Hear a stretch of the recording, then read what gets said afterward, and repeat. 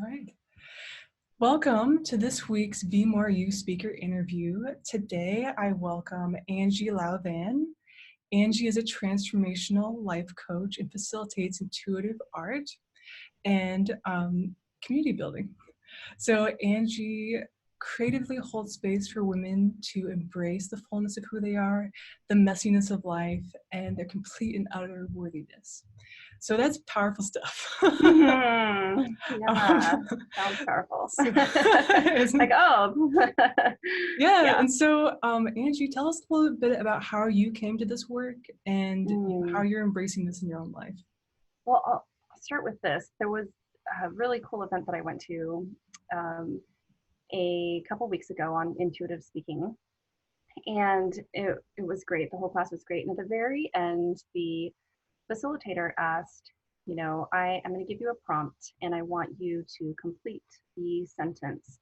And she said, my wish for the world is, and the moment she said that, I could just feel like myself getting all choked up and tears in my eyes and stuff, because I thought, oh my gosh, this is like such a personal thing, whatever that is that people are going to say, right? And I realized that my wish for the world feels very vulnerable because it feels almost too idealistic or too visionary or like too naive or something. But when I think back about how long I've had that wish for the world, it's been since I was like 4 or 5 years old.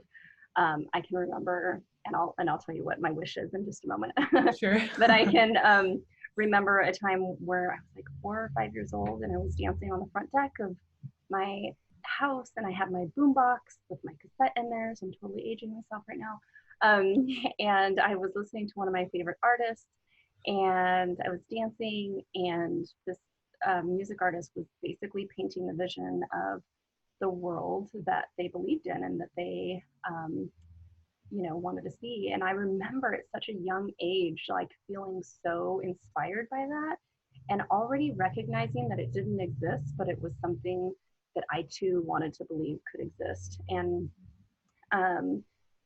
that wish was, or that vision was, a world that was inclusive of everybody, that was kind, that was compassionate, that was collaborative, that spent time in community, that was connected with not only themselves but with other people, that was playful and creative and fun. And I was like, yeah, just like, oh, I could just feel it in my body. That was such a inspiring vision of a world that I wanted to believe could exist.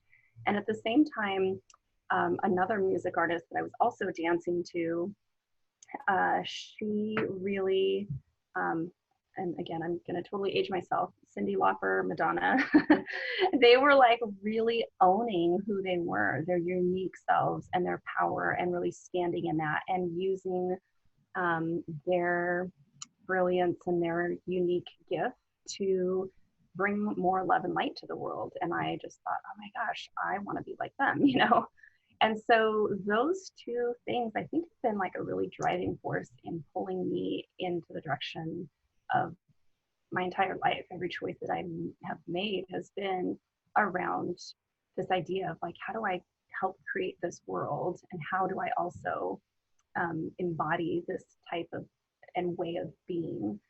And so I did go into getting a degree in social work. And I saw, could I work on this at a macro level? Could I work on this at a micro level? And I didn't really know what that looked like. And I graduated with social work and played around with lots of different jobs and different places that I could practice this, way of serving the world. But along the way, what I recognized is that I started to lose myself, lose who I was, lose that joy, lose that energy, lose that confidence, all of that kind of stuff, because I wanted to fit in. I wanted to feel like I belonged, and I was constantly doing all the things to fit into the little boxes that everybody put me in, and to to fit into the boxes and to just be who I thought everybody wanted me to be or who I should be to be successful in the world. And so all along the way, as I was doing this, I was losing parts of myself and I was losing aspects of myself. And the older I got, the less confident I was becoming. And I was like, what is going on? I thought the older you got, the like more you would, own who you were and all of this stuff. And I was just really struggling with that and finding that I was doing so much to fit in the world around me, that I actually ended up having a situation happen to me probably 5 years ago now, called adrenal fatigue.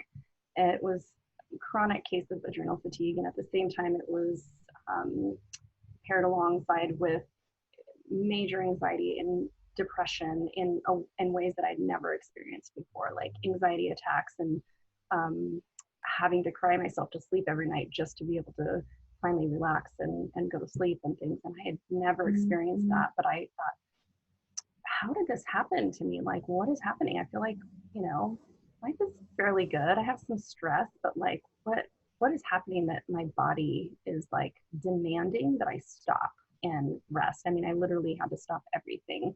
I stopped working.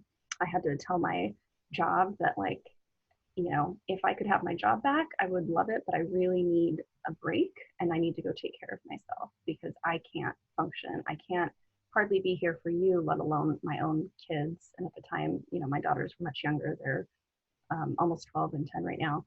But I couldn't show up at home. I couldn't show up to, my friends and family. And I was really struggling. So I did get that break. And when I asked myself, what is going on here? Like, how did this happen?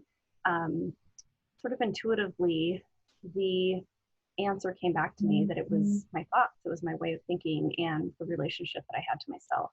And I had done, because this has always been my pull of, really stepping into who I was and owning my power and my brilliance and all of that kind of stuff, and also wanting to create a kinder world.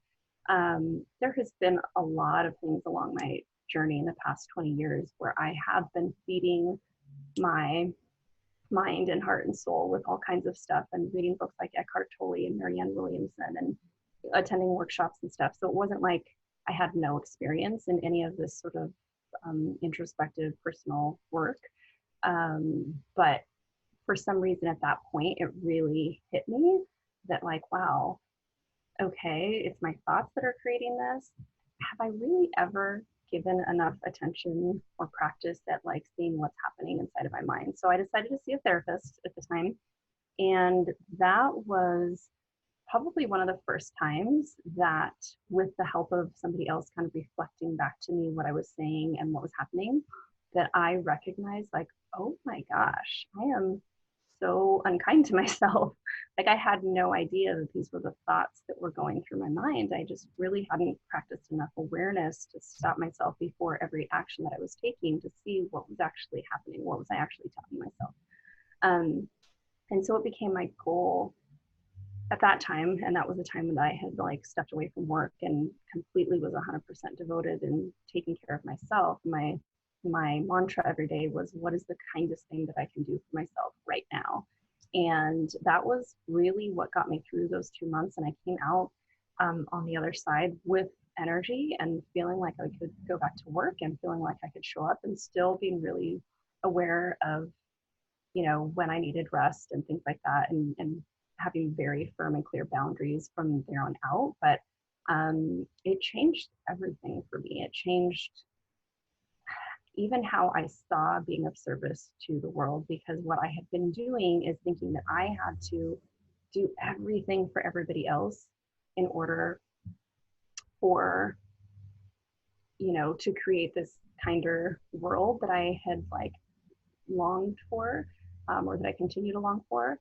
But it was at that time that I was like, oh, I can't really create that until I create a kinder inner world. And everything that I am doing is having a ripple effect. And so when I'm not taking care of myself, that is rippling out and it's affecting everybody around me. And then I can't actually do the work that I care about and that I want to do.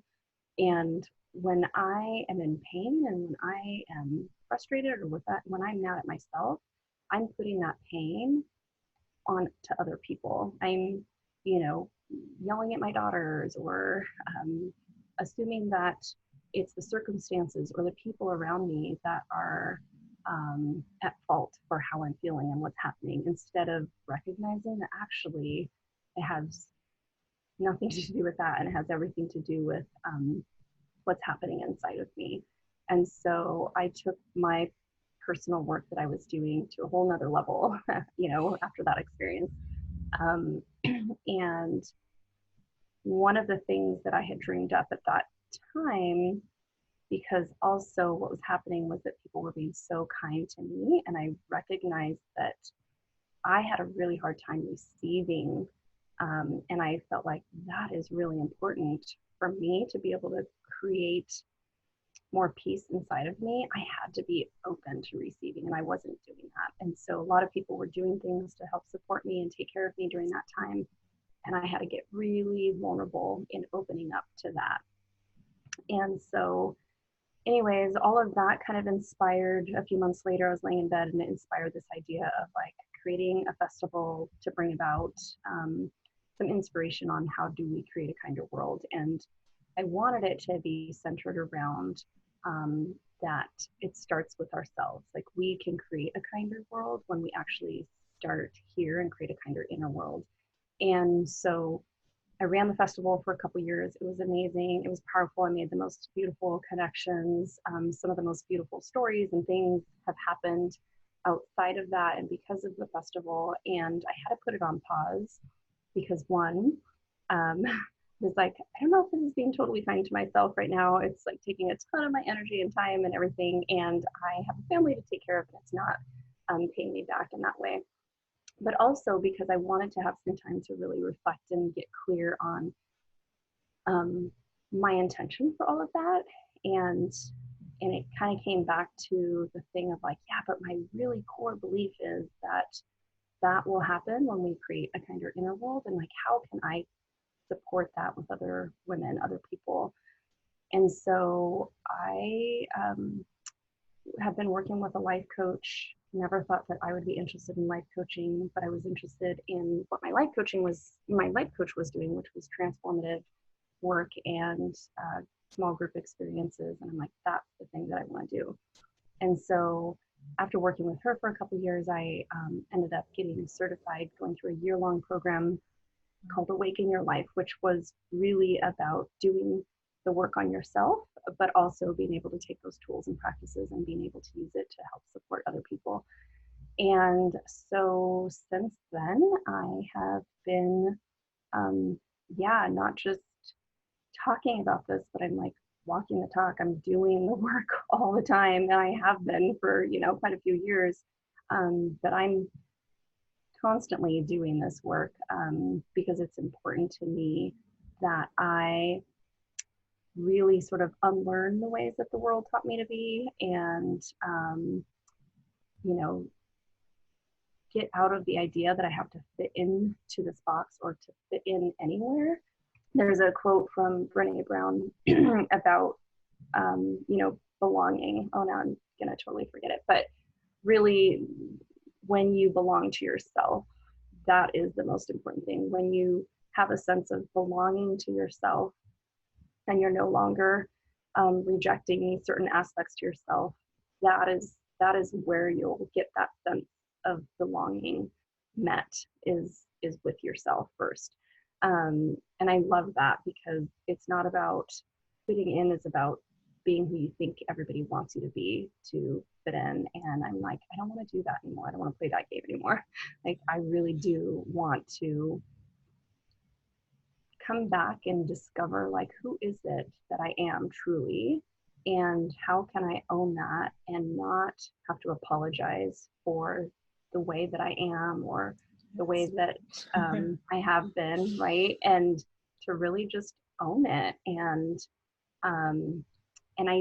my belief is, when women start to develop a kind of relationship with themselves, to befriend their emotions, to understand what's happening to their inner world, to really own their worthiness, to own the value that they have to offer, to stop hiding, to build up that confidence in themselves that they're going to start creating in the world in a way that they're not right now. And I think it's actually a disservice to all of us when women are not stepping into their unique gifts and brilliance and power, because they're holding something back from all of us that we could all benefit from. And so I really want to help support women to be able to do that. And there's just so many personal stories that I could share with you, but I'll kind of stop there for now. But there's a lot of ways that I can see already that owning who I am and stepping into my power and all of these things have affected my life and how they've changed me and the relationships around me. And so that's what I want to help support other women do. And I do that through one-on-one life coaching over the phone, but I also do that in group transformative experiences like intuitive art and other like shadow workshops and things like that, so that it's not just something that you know in your head, because we can all hear these messages and be like, yeah, we agree, we get it, it's true. But it's another thing to like really embody it and believe it in your heart and soul, in your body. And then it's like, oh, once it's embodied in you, it's like, oh yeah, I can't do it any other way now, because this is my truth. Like, it's not about just knowing it in your head. It's really about like really getting it deeply. Yeah. Oh my God. I just so appreciate you sharing your story and your heart. It's really just many things stood out to me. One of which I really appreciated you sharing was that you were in this world, you know, sort of like the self-development world for a Yes, long time. And that was before sort of having the really deep totally. crash, you know? Yeah. And I think as you were saying that, I started to have this realization. I was like, I can see times in my own life too where I'm reaching for the books or the personal Yes. development stuff or the self-help stuff, but in a way where I'm inside telling myself I need to change or be fixed or something. And so it's almost like I'm Yes. reaching for this thing, but I'm actually reinforcing this Oh my belief. gosh, totally. Yes. I was like, oh wow. Yes, and I was doing that up until that point. And so that was part of the fatigue, is that I was never good enough. Like, oh, I'm broken. It was, the messages were, I'm broken. There's something wrong with me. I'm not good enough as I am. I've got to go fix this, right? And so it was constantly this graspy, um,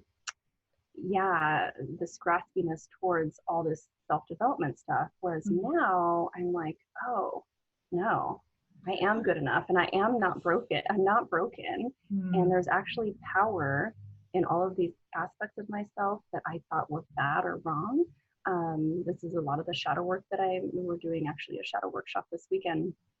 And it's about finding the light and the power in your shadows and in your darkness, and recognizing that there's actually nothing wrong with you, that you are perfect just as you are. And all the things that you experience is all the things that every other human being on this entire planet experiences, yet we feel like we're the only one, and we feel like we're alone. And we were made to believe that we needed to fix all of those things and change all of those things. But when you befriend those aspects of yourself and you sit with them and you have compassion for those parts of yourself and you believe that you're good enough just as you are, it's so freeing. And so I think the work is getting us to a point where we do believe that, like, oh, we are good enough as we are. And these aspects that come up for us, these shadows and different things, aren't there to make us feel ashamed or wrong or bad, but they're there to point us towards something that matters to us. They're there to point us to a need that we have, or something that is not being met. And they're there to share a message with you. And so when you learn how to get in touch with those aspects of yourself that typically you would have thought like, oh my gosh, I'm broken, something's wrong, I need to fix or heal this part, instead go into it with the intention of like, how can I connect with this aspect of myself? What is it trying to teach me? What message does it have? What can I learn from this? And know that we're gonna be messy. We're gonna make mistakes. And how do you create something new from that? That's where I bring the intuitive art in aspect into it. I used to be a preschool teacher, and take this off, it's really hot. I used to be a preschool teacher, and one of the things that I was constantly trying to reinforce with the parents, because it was a co-op, was that children learn through play. And they are coming up to these painting easels, and they don't typically have a picture of this final product that they want to create. They're up there to explore and to experiment and to make messes and to see what happens if, and to see what happens when, you know, these colors mix together and all of that kind of stuff. And and I could see how stressed out it would make all these adults, you know. I'm like, Yeah. oh my God, like no control. Yeah, they're gonna make messes and they're gonna make mistakes, and I need to know what they're making. And they would go up with the language to the kids of like, what are you making? And I had to change that, like, let's not ask those questions. And so after being in that for so long, I thought, gosh, I really want to create an experience where women can come and do painting and have to let go of the expectation that there is going to be this perfect, beautiful final product, and really get present with the journey of creating, and realize they're coming to the class just for that. And so I did it out of my house. I had like 10 women the first time, and it was just friends and stuff. But the aspect or the piece that I was missing is like, I didn't know how to coach them through the stuff that was coming up, because I knew it was going to bring up all their shit. And I was like, you know, this is going to be awesome. It's going to bring up some stuff. And like, I loved that part of it, but I didn't really know how to support them in that and create, you know, coach them through all the beliefs and fears and things that were coming up. And so that's the part that I love, that I can bring the coaching aspect into my intuitive art classes, and it brings up all your stuff, but the art becomes kind of a mirror for how you're showing up in your life. Like, where are the parts that you feel most afraid, or that you get stuck, or that you're in comparison, or, you know, whatever. And then how do we take that and start looking at it from a different perspective, and find out like, how do we transform and develop a different relationship with this part of yourself, or this thought, or this belief, or this feeling. And so it's really a fun, playful way to do some deep introspective work. Yeah. Well, and you know, I believe that this is part of what you'll be doing during your session at like really tapping into the creativity of the art aspect, and how that brings up all of this and can help the healing process, really. Yeah. I am excited to do some teaching and talking, and just giving people, I think, you know, in some of the teachings, people will breathe a sigh of relief, like, oh, that's why this is happening in my body and in my mind, you know, and have a little bit of compassion for themselves. And to also come out with some hope that um, that they don't have to go and like do a million things to fix themselves, and that they can really, I don't know, like hold on to the truth that they are enough right now. Mm-hmm. And I know that's really hard for women, because it's like they hear it and they want to believe it, but they know that they don't actually believe it. And it takes a lot of work, and there's a lot of layers and stuff, and it's a lifelong journey. I'm not saying that I'm like 100% there and saying I am totally good enough. There are definitely places in my life where this shows up, and I'm like, oh, there's another area like that I'm recognizing, you know. And so for me, it becomes kind of a playful journey of like, oh, interesting. Let's see what this is all about. You know, I get to get curious and to experiment and try a new way of being, or try a new way of thinking, um, and stuff. But yeah, art makes it a little bit more playful. So I hope to bring in a little piece of art into it, and it'll be small. I definitely won't be able to do what I typically do in my intuitive art classes, which are like 2 hours long, but I'll bring a little bit of playfulness in there for them to experiment, to see like, oh, this is what happens when I'm given a blank canvas. Yeah. Noticing everything that, going on Yeah, inside. totally. There's one last thing too. I hearing this kind of thread of something you've been saying, but even in your own journey, that sort of turning point where you went inside to figure out what can really help me here, and then also within the shadow work that you've mentioned, where you're like seeing the powerful messages, the needs, like that's the message coming from those things. There's this sense I'm getting that like self-love really involves a deep listening Oh my to gosh. yourself. Like Wow. like a Yeah. Thanks like for this. putting language to that. Yeah. Yeah, Mm-hmm. I was just started noticing, I'm like, even in your, like at the bottom of like health and mental, Yeah. emotional, like like, when you listen to yourself, it came, Mm-hmm. something Mm-hmm. came that really helped. Mm-hmm.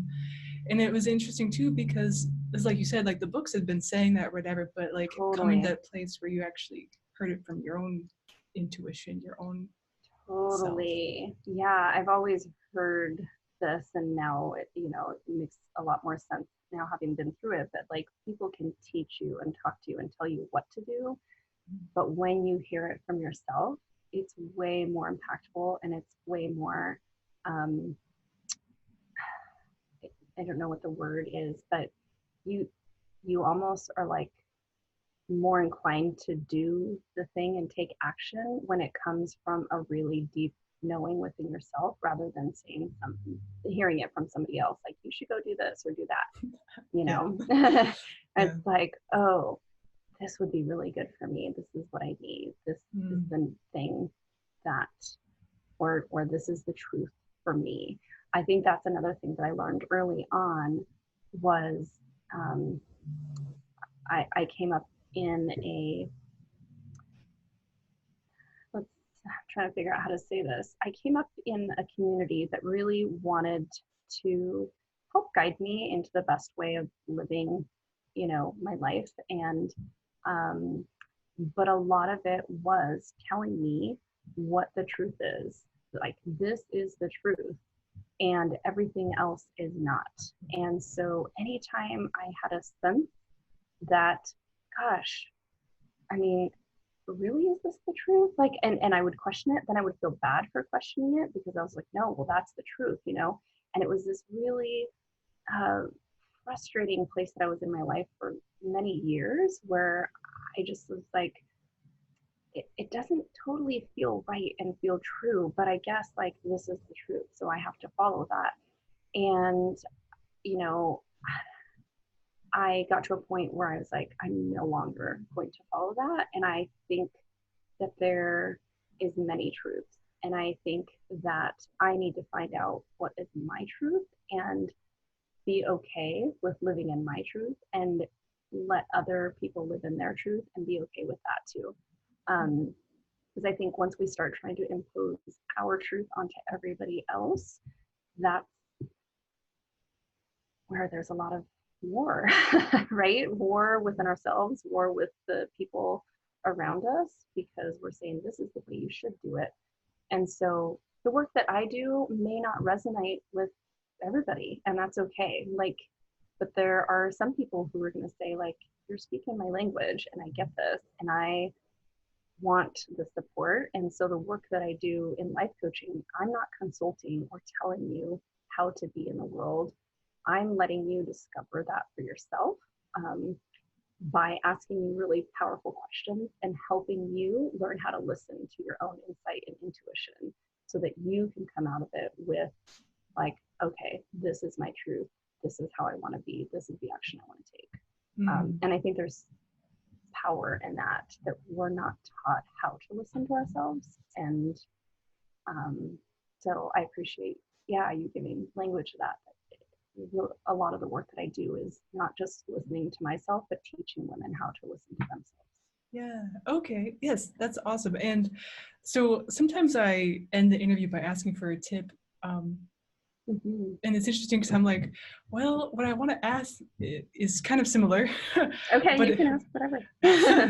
but it's like, what is one way someone can do that deep listening for themselves, or Yeah, how or like a question that you think is really yeah. powerful that someone could ask themselves. Well, I think one of the funnest ways for me, which is partially why I bring in art, one of the funnest ways for me to experiment with listening to myself is asking myself, what is the thing that used to bring me the most joy when I was a young kid?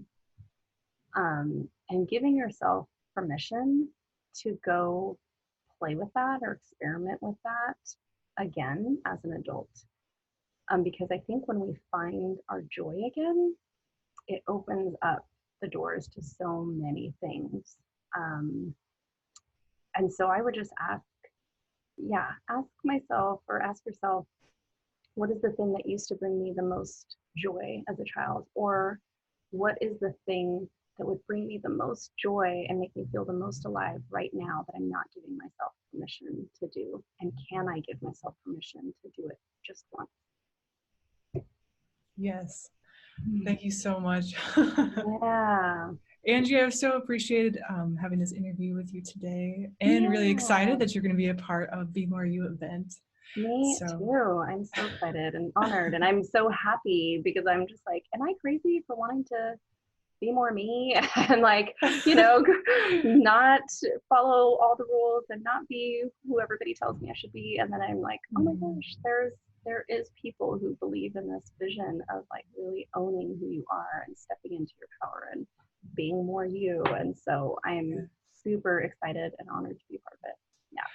thank you so much. Well, and that I think brings up a good point that there's really power in community. So Totally. like coming together and either on Facebook or in real life or at your workshop this weekend, like it's so important because Yes. we have those questions, right? Like, is it Yes. okay that I want to be more myself? Yes. And we need And you other feel people to be alone in around. that. Yeah. Yeah. Yeah. So thank you for putting it on and being a part of that as well.